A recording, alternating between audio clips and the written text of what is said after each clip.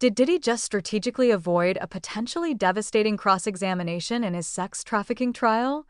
The latest developments suggest Sean Diddy Combs might not take the stand, a move that could significantly impact the outcome of a case already filled with shocking allegations and explicit evidence. The possibility of Combs offering his own defense in court took a significant hit this week. His attorney, Marc Agnifilo, indicated to Judge Arun Subramanian that the defense's case could be presented in a remarkably short timeframe, as little as 2 days and no more than 5. This estimate starkly contrasts with the extensive testimony already heard, including the multi-day accounts from 2 of his former girlfriends. Given this brief, projected defense, the likelihood of Combs himself facing questioning under oath appears slim. Adding to this, Judge Subramanian announced that jury deliberations could commence as early as next week. This accelerated timeline further diminishes the window for Combs to testify, leaving many to speculate about the implications of his potential silence in the face of such serious charges. The backdrop to this potential lack of testimony is the powerful and disturbing accounts shared by 2 women who were once intimately involved with Combs. Cassandra Cassie Ventura and another woman, testifying under the pseudonym Jane, detailed harrowing experiences of alleged coercion and manipulation.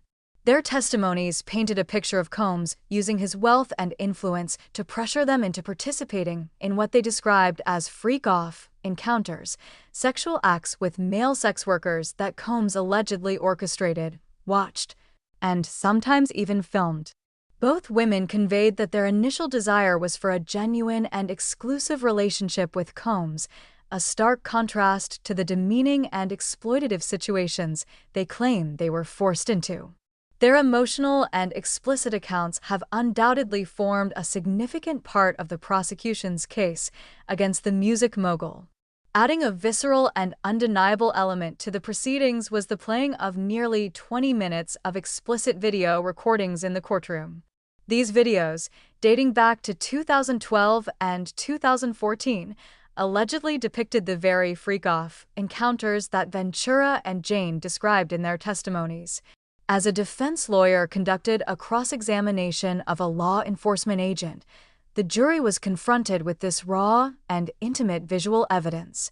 While the public and press were barred from seeing or hearing the recordings, the reactions within the jury box were telling. One juror reportedly spent the majority of the time turned away from the screen, though still listening to the audio through headphones. The defense has strategically highlighted these videos, arguing that they demonstrate consensual sexual activity and undermine the prosecution's claims of sex trafficking. However, the prosecution maintains that these recordings are, in fact, evidence of the orchestrated and coercive nature of the alleged crimes. The defense's strategy hinges significantly on their interpretation of these explicit videos. In her opening statement, defense lawyer Tenny Garagos directly addressed the jury, acknowledging that the content of the recordings might be hard to watch. However, she argued that this discomfort would not stem from depictions of violence or non-consensual acts, but rather from the deeply personal and private nature of the moments captured.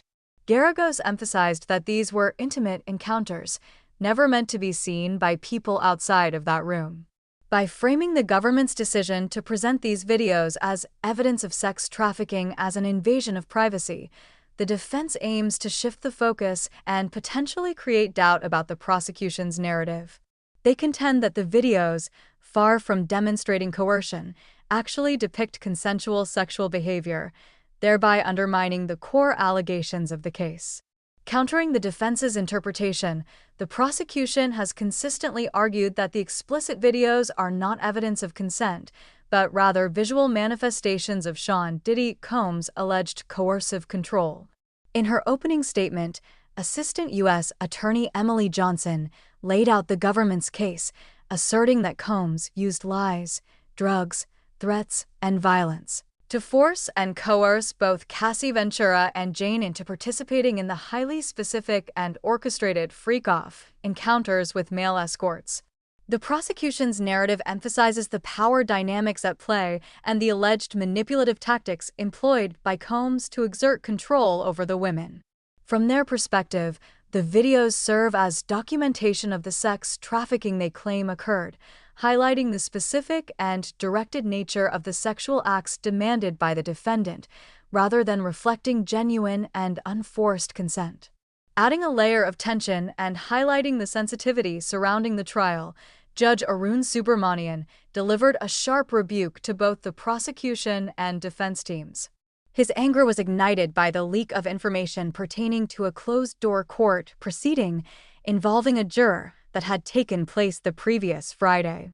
The judge made his displeasure unequivocally clear, stating his belief that someone within the courtroom had violated his explicit orders regarding the confidentiality of such proceedings.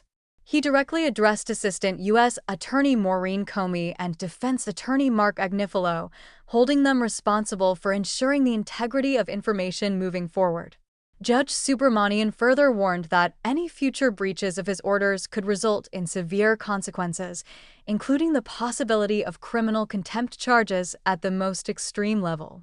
This stern warning underscores the high stakes of the trial and the judge's commitment to maintaining the integrity of the legal process amidst intense public scrutiny.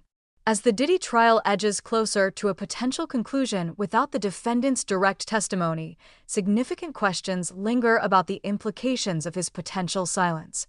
By seemingly choosing not to take the stand, Sean Diddy Combs avoids the risks associated with cross-examination, where prosecutors would have the opportunity to directly challenge his version of events and potentially expose inconsistencies or further incriminating details. However, this decision also means the jury will not hear his direct account or explanation of the allegations and the explicit video evidence. This absence of his voice in his own defense could be interpreted in various ways by the jurors as they deliberate. Will they view it as an admission of guilt or a strategic legal maneuver? The weight of the testimonies from his former girlfriends and the visual evidence presented will undoubtedly be central to their decision-making process. The potential lack of Combs' testimony adds another layer of complexity to an already sensational case, leaving many to ponder how this strategic silence might ultimately influence the final verdict in this high-stakes legal battle. The looming question now is, what happens next? With the defense's case projected to be brief and the judge indicating that jury deliberations could begin as early as next week, the trial appears to be rapidly approaching its climax. The jury will be tasked with the monumental responsibility of weighing the often conflicting narratives presented by the prosecution and the defense. They will need to carefully consider the emotional and at times graphic testimonies of Cassie Ventura and Jane, the explicit video evidence and the differing interpretations offered by both sides, and the potential implications of Sean Diddy Combs' decision not to testify. The absence of his direct account could either strengthen the prosecution's case by leaving their allegations unchallenged by the defendant himself, or it could create reasonable doubt in the minds of the jurors. As the trial hurtles towards its conclusion, the world watches intently to see whether the evidence presented is deemed sufficient to prove the serious charges against Combs, or if the defense's strategy and the lack of his testimony will lead to a different outcome. The verdict will undoubtedly send shockwaves through the music industry and beyond, regardless of which way it ultimately falls. The potential ramifications of the verdict in the Diddy sex trafficking trial extend far beyond the courtroom.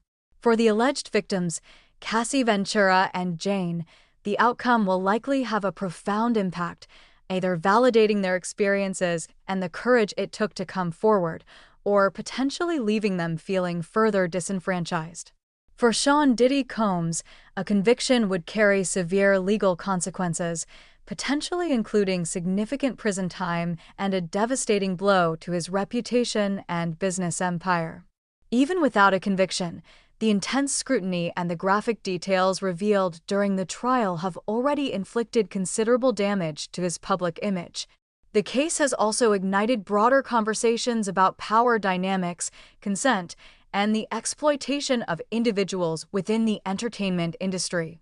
Regardless of the jury's decision, This trial has served as a stark reminder of the potential for abuse and the importance of holding powerful figures accountable.